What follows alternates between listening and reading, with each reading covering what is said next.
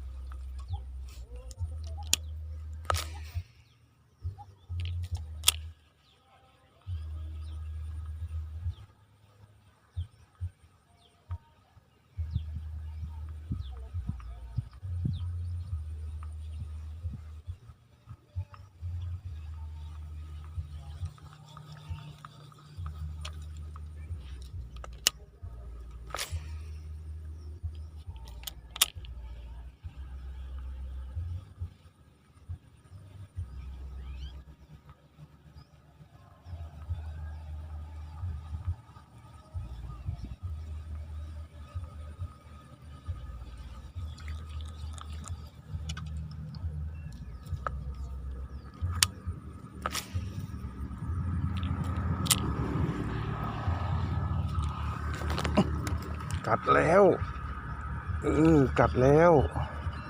กัดแล้วแต้มแรกมาแล้วครับ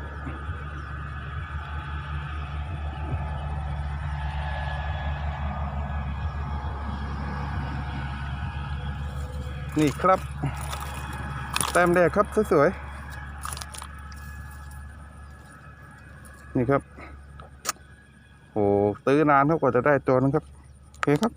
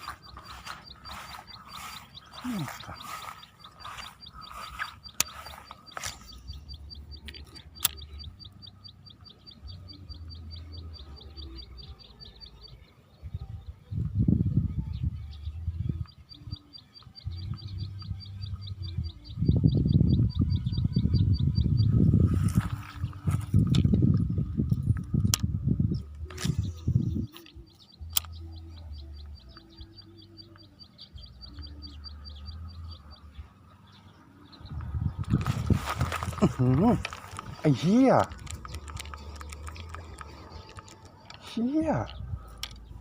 โอ้โตด้วยสัตว์เอ้ยหลุดเลย